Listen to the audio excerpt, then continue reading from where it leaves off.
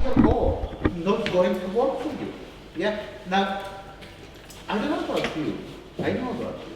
But, so I think that kind of speaks, that speaks to what it's like to be in this contemporary world in which identities are not that fixed, are not cast in stone, yeah? In which you can shift, you can change your gender if you like, you can change your name, you can become a different person, you can become an artist, which is another way of being transgender, yeah? So then the logic of the either or might not suit you very well. Yeah? What if you are neither a man nor a woman, but in the process of becoming a woman? That's what Deleuze and Guattari call becoming a woman. Maybe are you a human being or an animal or a machine? What are you? Are you a machine? Are you a human being? Are you an animal? Well, could you be a little bit of all of these? Could you have some machinistic parts in you? Could you have some animal parts? Could you have some human parts? When in that case, this logic of black or white, image or a thing, form or content, not going to work for you. You want another logic. And this logic is called the logic of becoming. Yeah? Think about it from the perspective of the image. In the way we are traditionally told, this is an image.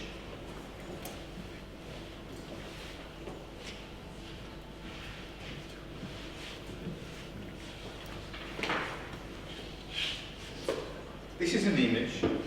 And how do we know that it is an image? It is an image because it is a picture of a thing. Yeah, this is not a very successful one, but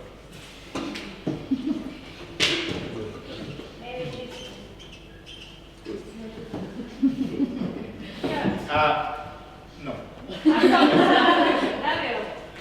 Okay, what do you have here? Oh, an image. I also think this is very good. Okay, so here is a thing and here is an image. And you were taught from very young age to tell the difference between the two. Yeah? This is an image and the image is not a thing. And this is a thing and the thing is not an image. Yeah? And you should be very clear about it and there shouldn't be any confusion. There is such thing as the mind and there is such thing as the body. And never the two should be mixed. Yeah? This is Descartes. So there is the mind. The mind is doing the thinking. And then there is the body. The body is not doing any thinking. Now, this way of thinking about the world is kind of, that's what Deleuze and Guattari are saying, is kind of coming to an end. And what if an image is quite thingy, and what if the thing is quite imagey? Yeah? What if there is no boundary between them, but a kind of porous membrane or a sort of osmosis? What if they leak? What if the thing leaks into the image? What if the image leaks into the thing? Yeah? What if these distinctions between things and images is not clear-cut anymore? Because there is something about our advisory. There is something about our Western culture that likes to keep things very clearly separate. Who are you? Are you an animal, a vegetable, or a mineral? Did you play this game for the children? Are you an animal? Are you a vegetable? Are you a mineral? There's nothing else. That's all there is. Seriously. This is Aristotelian nomenclature. You remember when we looked at Foucault, we looked at the way things are classified? Well, that's how they're classified. Who are you? Are you an animal? Are you a plant? Are you a stone? Scissor, paper, stone? But there's nothing in between. The reason it works is because there is nothing in between. Do you understand? And what Deleuze and Guattari are saying is that this way of thinking is like a straitjacket. It's not that it's wrong. It's working clearly. It's working very well. But it is also stopping you from changing. It inhibits change. It inhibits growth. It does not allow you to become something else. Now, if you are a stone and you are happy being a stone, fair enough. But what if you are a stone and you want to be Caesar as well? Well, tough luck, you know? Maybe in the next reincarnation, but not in this one. If you are a stone, you should remain a stone. If you are a machine, you should remain a machine. If you are a human, then you are not an animal. But we kind of see that this only allows us to grasp a very narrow part of the way the world is constructed. And therefore, we get into this notion of becoming. The rhizome, what is the difference between the rhizome and becoming? Answer, there is no difference. This is becoming flower of the sanitary plant, but this is also the flower as a rhizome. And it's also the plant as a rhizome. So, what you need to do, that's why I said that will help with your proposal. What you need to do right now is to think about your proposal in terms of becoming. Whether you had in mind a painting or a tapestry or a performance, think about what is the becoming element. Yeah, don't think about it in terms of what it is an image of. Think about what it becomes. And just write it down right now. Right now. Write it down. What it becomes. What is the becoming in your work at this very moment? Because tomorrow it will be different. Yeah? What it becomes.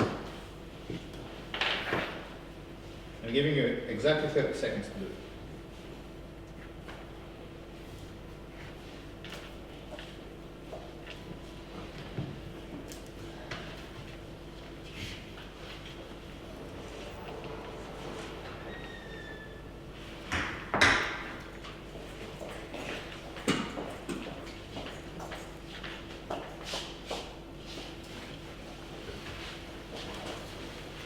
Okay, your 30 seconds are over.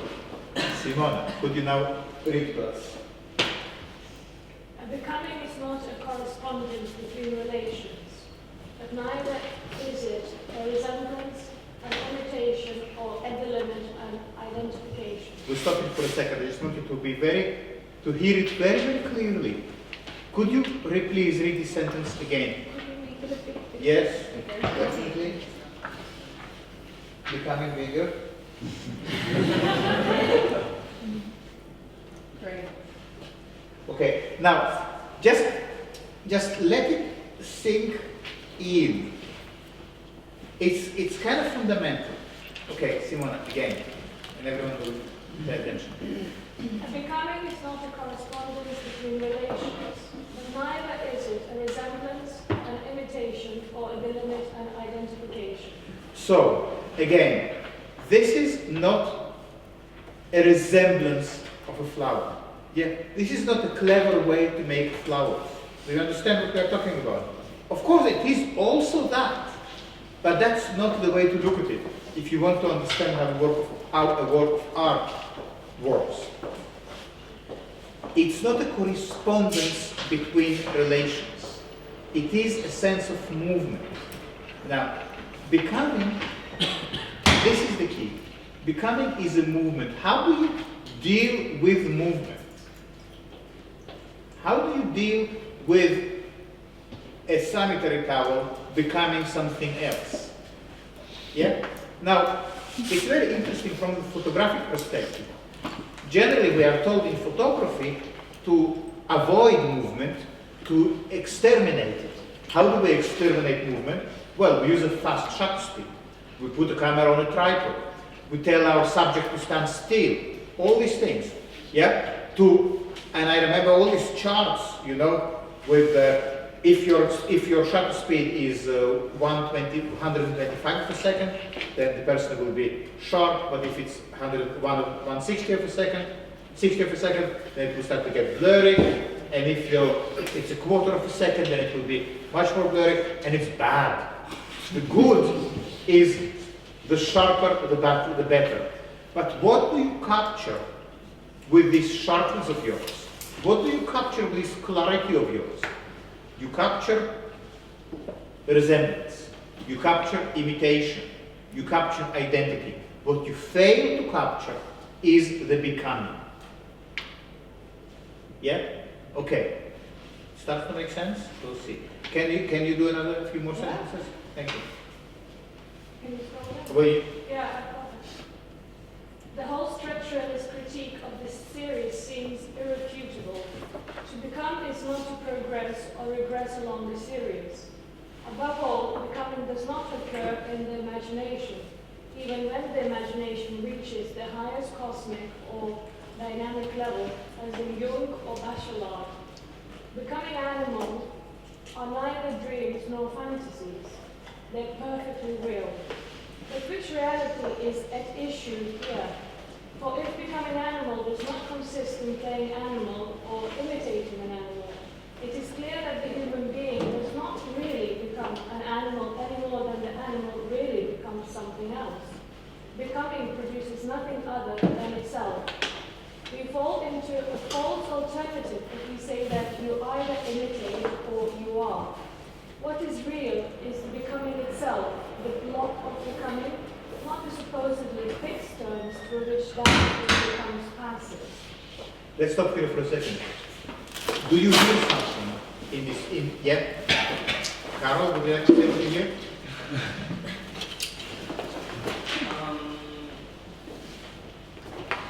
Well, I hear that, like, becoming, kind of always changing. Good, absolutely right. And this is the real. Becoming is not a representation of the real, it is the real. So, we're not talking here about representing reality. At the same time, it's not a call here for art to divorce from reality. It's saying, if you want your art to be real, make sure that it has becoming, that it is becoming. It is the becoming that is real. Well, it is pretty simple on some level. What is, let's say, a child? Well, a child is in the process, or let's say a newborn baby, is in the process of becoming a human or a toddler, yeah? So, aren't we now in the kind of, we are now in the process of becoming. Perhaps, maybe there are several levels of becoming that operate all at the same time. There is this one class that will finish in about an hour is one becoming trajectory, which is within a bigger trajectory of becoming that culminates in you getting your MA, that culminates in you becoming an artist. So this all, and then within that there is another becoming, which is the larger journey that you are on in your life. The point is that all of these things can never be captured by taking a picture of your face. A portrait will not get you anywhere near the fact that you are now becoming something that you, well, on a very simple level, you are already not the person you were yesterday. And that means that you already became something else. That also means that there is nothing static, there is nothing fixed, there is nothing which is cemented into some kind of mold. Yeah? Now, this sounds very trivial. But then, why then everything around us seems to impose a way of thinking that suggests that things are just as they are? Well, Deleuze and Guattari say, well, that's because there is a political investment in making us believe in fixity. Yeah? Because if everything is really becoming, then what are the political consequences? That maybe we are in the process of our country becoming fascist, yeah, which might be a bit interesting, you know. Maybe we are in the process of becoming bankrupt, you know.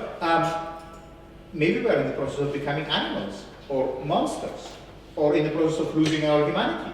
All these things become possible and become kind of valid points for discussion if the notion of becoming appears on the table. You know? So on some level it is very, very simple. Of course, I mean, isn't that kind of common sense? Of course I'm not the same person I was yesterday. You know, some cells in my body change, you know, I learned something, I forgot something, I met something, you know, obviously it's kind of duh. But yes, it is obvious, but if it's so obvious, why there is such a massive investment in making us believe that things are fixed? You know, that we are, for instance, a democracy, and that's it. But maybe we are a democracy that's becoming non-democracy. Could it be? So you see, that's politically it's very interesting, because once you allow becoming to be reality and not fixity or stability or some kind of centrality, as Ben, you were saying earlier, that say philosophy is a centristic way of thinking. Yeah, something like that. Yeah. So, yeah. I don't remember. Did I say that? Talking about the rise. Oh, the Realism. Yeah, it's this. Is that what you're talking about? Yeah. So it is about allowing this notion of change to take hold over the notion of stability. Now, there was a Greek philosopher, one of the most wonderful Greek thinkers, pre-Socratic, Heraclitus. Heraclitus said, in Greek, it is pantarei. What pantarei means? It means everything flows.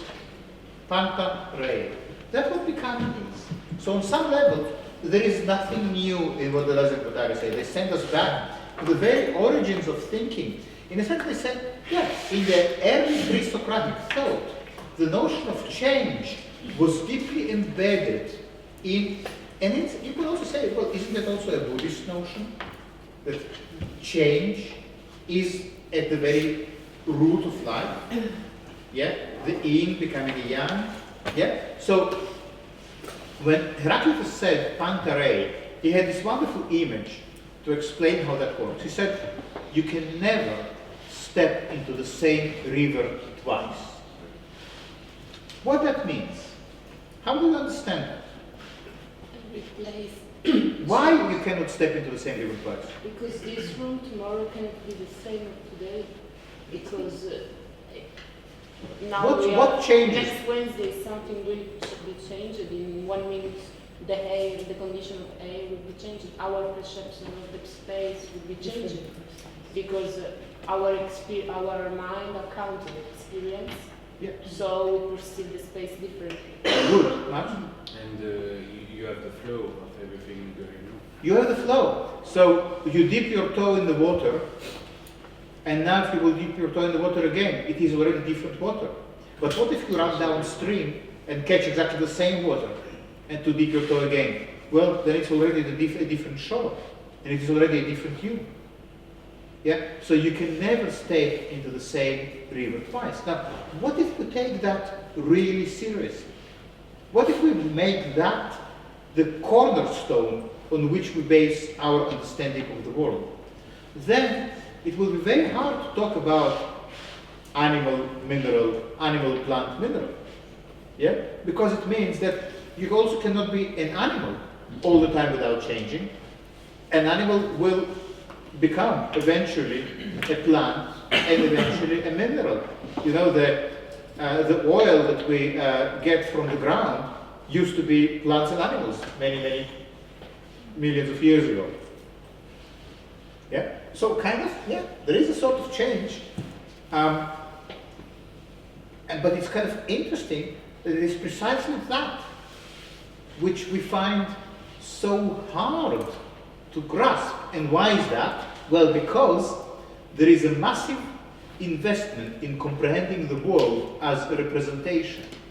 And once again, so we are completely clear about it, representation can only deal with things which are static.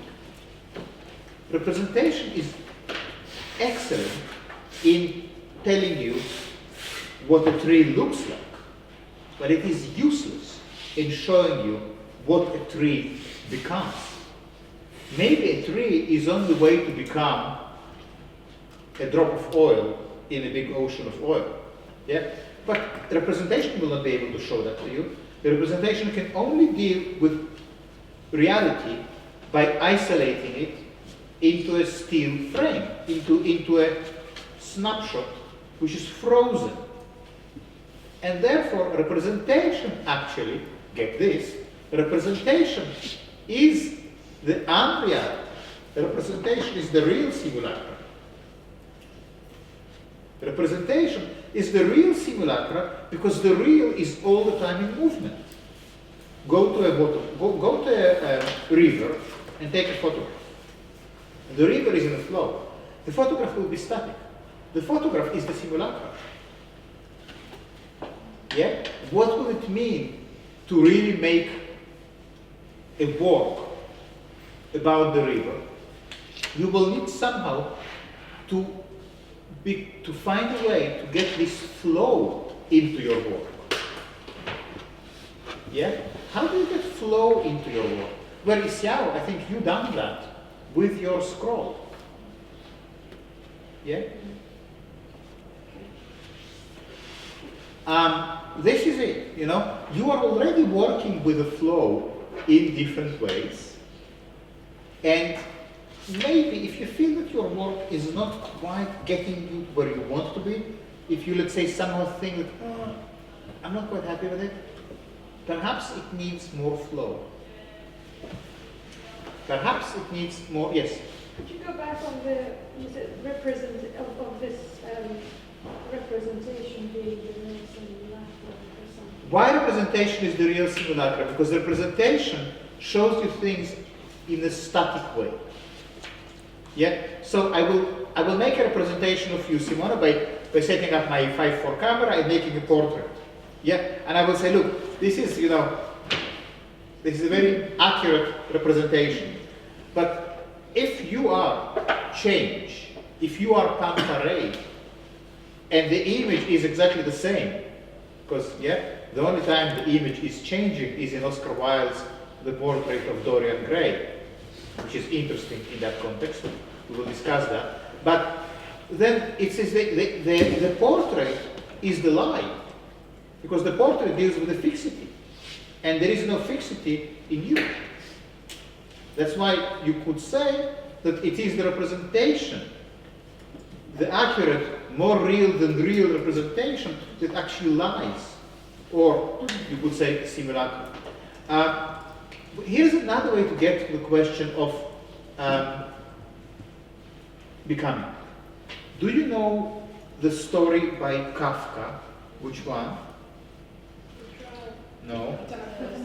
Metamorphosis.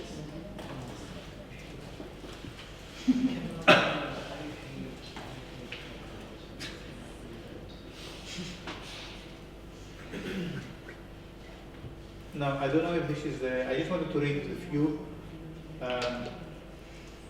first sentences from it.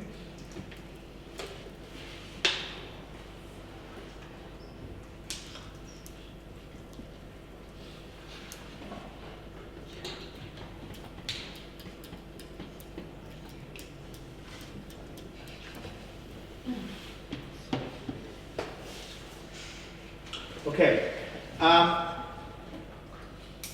I just want to read the first paragraph. It's a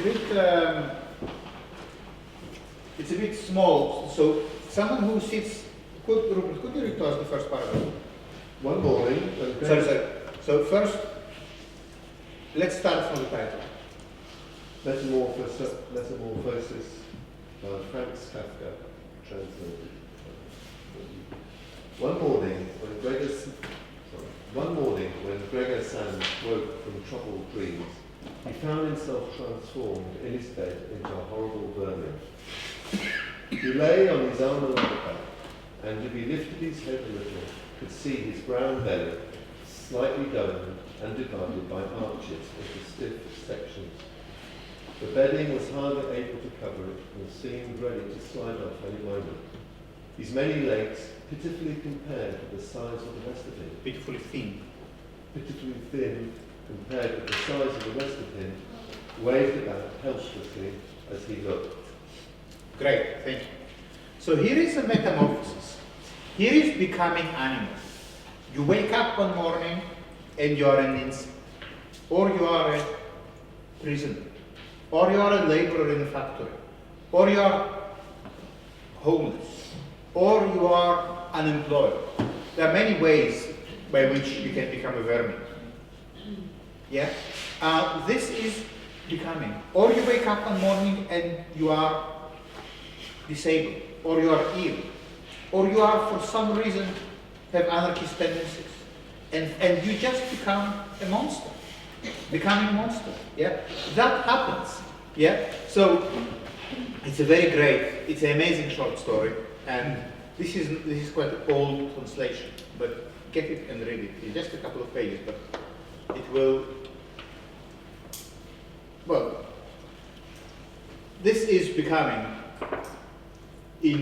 That's how you approach becoming through a text.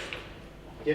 Now language also represents. Yeah, every word relates to some kind of slice of reality. It says morning. Well, we know what morning really means. Yeah, what part of the day is morning? We know what dreams are.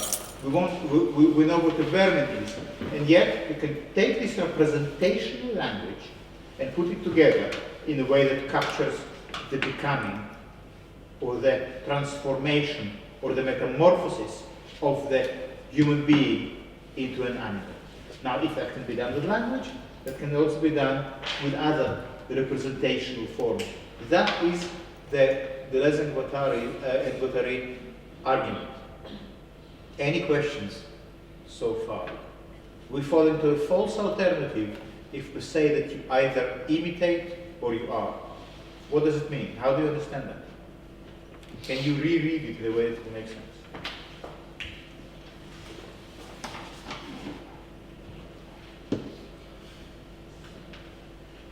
Oh, we fall into the binary thing again. Good. We fall into a false alternative if we say that you either an image or a thing, a Jew or a Christian, a male or a female, yeah, a student or an artist. You can be both. Is this place a university or is it a museum?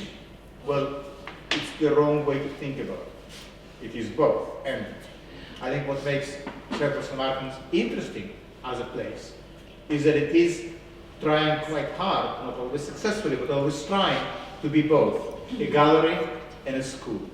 Or prison. I noticed yesterday that the street is really, sorry to say, resembles, but the model of it is like Shawshank Redemption. And do you know why that is? Because it is this modern part of St. Martin's was first built as a shopping center. And shopping malls resemble prisons, resemble hospitals, resemble schools. Yeah? Good. So maybe this is how that we can maybe take the heterotopia to the present days. Sorry, I didn't hear what. Maybe this is how we can take the idea of heterotopia like the present days. Yes. Yes. Like this will come into this kind of places. Well, heterotopia is precisely a place that is becoming, that contains within it the possibility of becoming.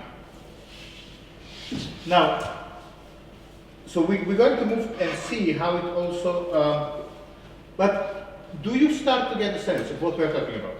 Yeah, we talk here about strategy that allows you, in a very practical way, to make art which deals with reality as changing. Yeah. Now, I don't find it difficult to teach this work, even though it is arguably one of the hardest books ever written. But I don't find it hard to talk about it with you, because somehow your very own life stories are all to do with change. You know, somehow, you know, the very reason you are here today is because you allowed change into your life. If you were averse to change, you would not be here. You maybe would be staying in China, you know. Maybe I would be, you know, God knows where.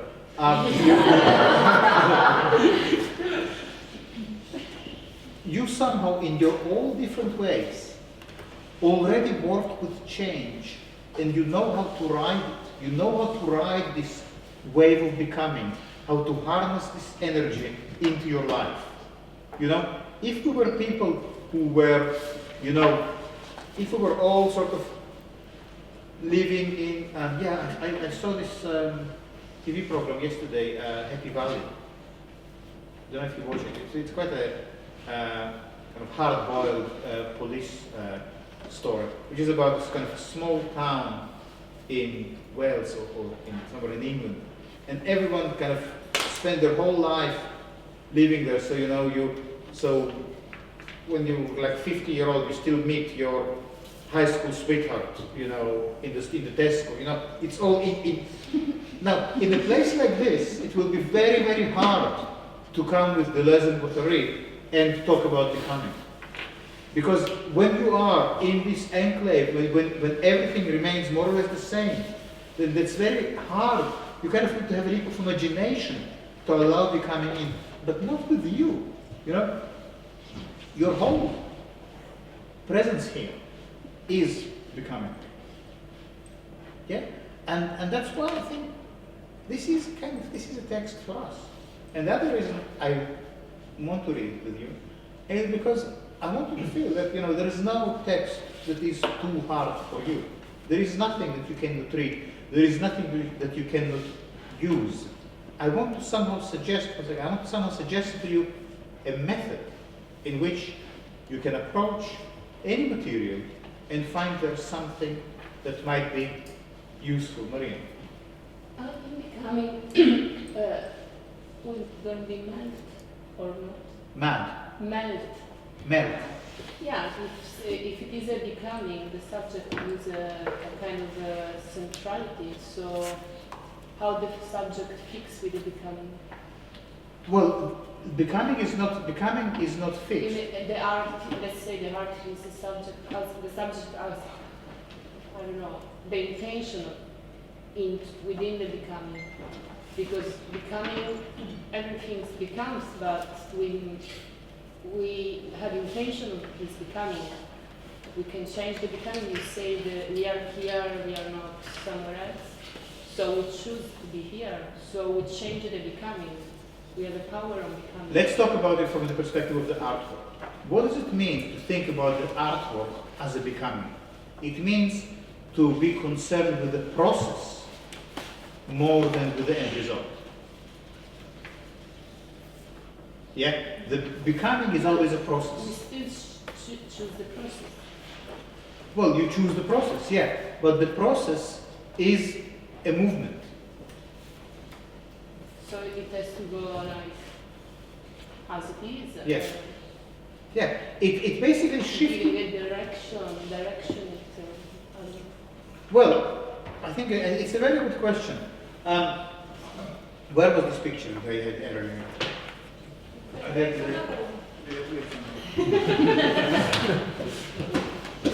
So now here we have an image, and we could look at it as a fixed image, yeah, or as Deleuze and Guattari say, look at it not as an image, but as a point in the process. The process maybe began very long time ago. We don't know exactly when the process that led to that began. And we don't know where this process will take us either.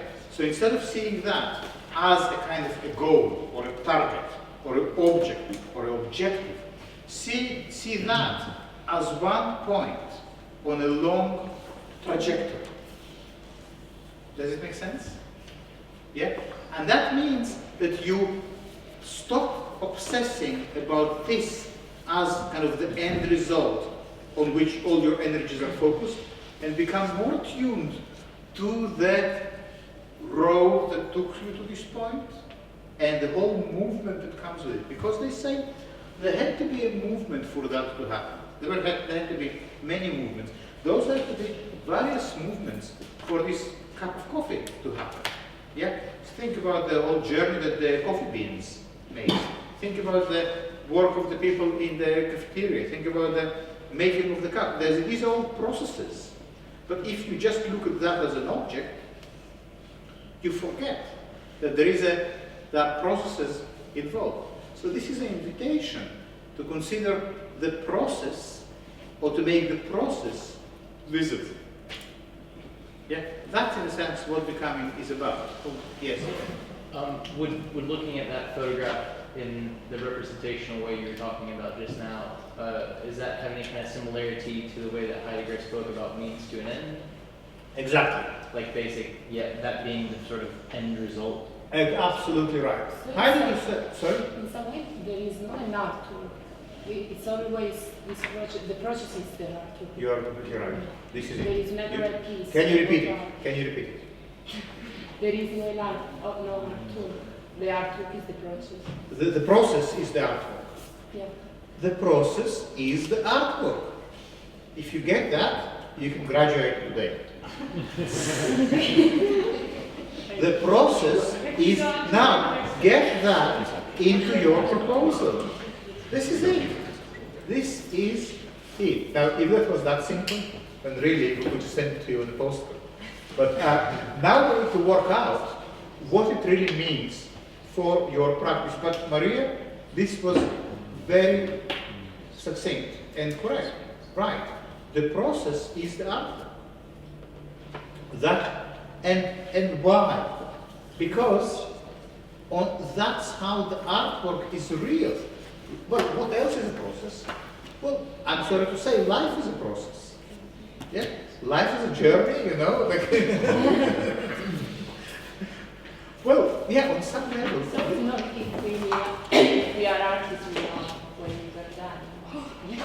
Sorry. We're gonna know that if we are artists, we're gonna die. We're gonna have finished all our process. Well, Sartre has something very beautiful that he says about it. He says, I'm completely secure. Oh, it is Alex. I'm not here now, I'm not going to 1 o'clock. I'm Oh, doing okay. something else before that. Sartre, in one of his latest texts, he says, I'm completely secure in knowing that I write all of my life into my texts, and I know that as I will take my last breath, I will also write that into my last word, and all that will remain is the dead body. So it is as you say, Maria, it is this notion of being an artist as this continuous process of making, which has no goal, because it's not the painting or the book or the film. It is a kind of work. And why we spend so much time talking about your installation? Because that's how the process is being made visible. Okay. Mary, I think in response to you saying what happens to our art when we die, I think in a way if you don't capture the process, then your artwork will just be a result of like you just, for instance, I drank this, now I created a piece of trash. Like it'll just be something that was left behind. But if it's the process, then it captures part of your life. So But how can I capture the process? If you do become successful in capturing the process, you're done. Your But you whole can do the art process. is that is being exactly what artist we're is going done. to. The my action are the process. The My what? action on the work Oh, are yeah. the process. That's what we are going to deal with right now. How do you actually do that? Question? Yeah, for example, Yeah.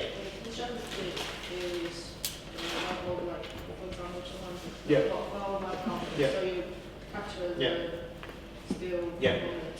What if you make it for 50 seconds? For example, when you're shooting a waterfall. Yeah. Or not 50, Yeah. 1 2 seconds. Yeah. What's the difference that they make? It's a good question, but I think it would be truer to reality. Yeah, but if you record 1 second or 50-second video and you compare this to the 15-second pictures, what's the difference this one? Perhaps you need to do both and put them side by side and see what is the difference. I've never interacted to see how this 50-second compressed to a picture in real life. And But the video is like very good representation. well, of what you see. video is a good representation of what you see, true, but perhaps there is more to reality than what you see. Yeah, perhaps there are aspects of reality which are invisible. For instance, we don't know, we don't see all the operations that made this cup of coffee, yeah, and yet they are very real. So the argument might be that the picture of a cup of coffee, of this cup, will not tell us anything about the story of the bean, how it was growing, how it was roasted, how it was milled, how it was brought into UK and put into the cup. So you might need another way of dealing with that than taking the picture of the cup. Like when we say picture is only a representation of the Yeah. It's not a real thing. Let's say what if 3D print Yeah. is developed Yes. very well Yes. and it prints something exactly like Yes. this. Is that still a representation or it's a cup? It's a great question, and I don't have the answer. But I think the only way to find out is to make a 3D print like this, and you should do it. You could do it. Seriously.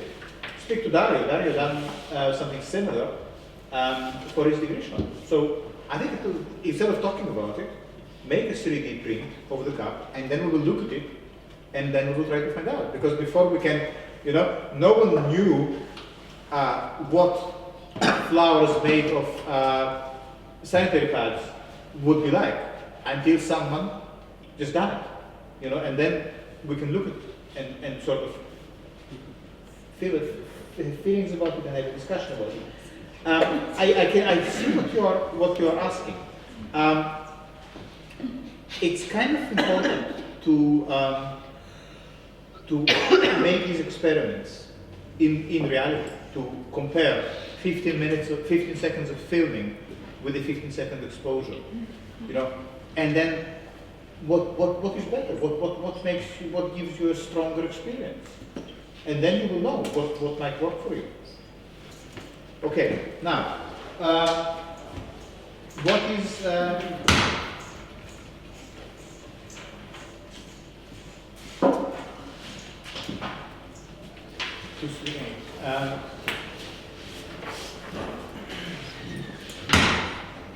there is something here that I thought is very good.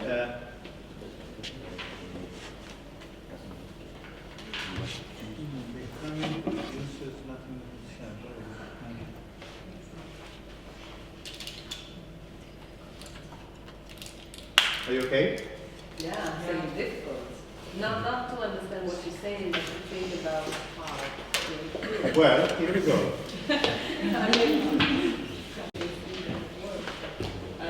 Look, guys, it is very difficult. You know why it is difficult? And you're right, Matteo. Why is it difficult? Because it requires us to unlearn everything we were taught from kindergarten. That's what Isabella Rossellini's green porno films were about. That's how deep this brainwashing goes. What about that, for instance? Could you read that to us? Could you read that to us? No? Only if you want. No, thank you. No? Okay. Rupert, could you do it? Becoming produces nothing other than itself. We fall into a false alternative if we say that you either imitate or you are. What is real is the becoming itself, the block of becoming, not the supposedly fixed terms through which which becomes passes. So becoming passes through fixed things. Becoming passes through the cup. It passes through the picture. It passes through the book. It passes. But it's the passing that is more interesting than what the becoming is passing through. Yeah, you can think about becoming as what we spoke earlier a few sections ago as modulation. Yeah, this modulation is like this kind of melody that just think about it in this way. I get out of my house and I go down the street. I go down the street and I meet John. And I like John. So seeing him makes me happy. Yeah? And then I have this happy feeling and I keep going down the street and I meet Mary. And I don't like Mary. And meeting Mary makes me feel sad. You will be called the Bible. Maybe. But so, you know, and then, so what is life? Life is this movement between encounters that make us happy and encounters that make us sad. I get up in the morning and I come to this class, and just the thought of it elevates my spirits. And then in the afternoon, I have to go to a meeting, and just the thought of it makes me feel really depressed, and I want to eat a cake. You know? So in a sense, that's, you can look at your life as a sort of wave that takes you between moments of happiness or excitement or energy and moments of low energy. So in a sense, what is the point? What does it mean to live a good life? Well, it's very simple. Arrange your life in a way that you will have as many as possible moments of high energy and as few as possible moments of low energy. So I try to eliminate from my life encounters with people who do not make me happy. You know, that can involve people who are biologically quite close to me, but it doesn't matter. You know, if encounters with them make me feel sad or unhappy or depressed or paranoid, I just don't meet them. I just try to maximize encounters that elevate my spirits. You know, if there are books that make me feel stupid or ignorant, I don't read them. You know, but do you see what I'm talking about? You can talk about your life as this continuous way of becoming, and then it becomes quite, what does it mean to live a good life? Acquires a different meaning. It's not about doing good. It's about organizing your life in a way that just keeps these encounters, increases your energy. Some encounters increase your energy, and some suck energy out of you. So just make sure in your art, in your practice, in your life, that you try to arrange your life in a way that maximizes these encounters of high energy. And this is it. But how do you know unless you try? You try. But then you try, and if you tried something new, you never know. But you try because you already know. You met John many times before. You met Mary many times before. You know which one of them makes you feel better. But there are other people. Well, life is all about encounters, and some of them will be unavoidable, and some of them will be random. And we cannot control everything, but you might be able to control some of it. And it's not a kind of a simple answer, but it just shifts the attention from representations or events to a certain modulation. Yeah. So how to keep this modulation going over there and not over here? You know? You can surround yourself with people who will suck all the energy out of you. You know, and if you are not careful, especially if you are an artist, you will find that people who are thirsty for energy will come to you like wasps to honey. Yeah? And that's a problem. You know, if you want to have time to create, to be a child, to make a mess, to just be in your own space, people who just want to take from you become a problem. So it's about understanding. It's about this hearing this modulation. You know, it's almost like a sort of flute melody. You know, and trying just to keep it going, sort of here, the upper tones, and not going down. You know. So that is what is real is becoming itself. So none of the encounters is real, but it's the becoming. Yeah? The block of becoming, not the supposedly fixed terms through which that which becomes passes. It's very important. It's not the fixed terms, it's not the things. It's the becoming that flows through them. A river runs through them, you know this film? Yeah? Why are you laughing? I've just seen that film a long time. I don't know. Okay, yeah. A river runs through a river runs through it. So it is this notion of it's not the thing, it's the becoming that passes through. How are you? Good. Excellent. Okay. Are you okay for another half an hour, or you want to take a break? Break. Okay. Make it quick. I'm not to break. 5 minutes.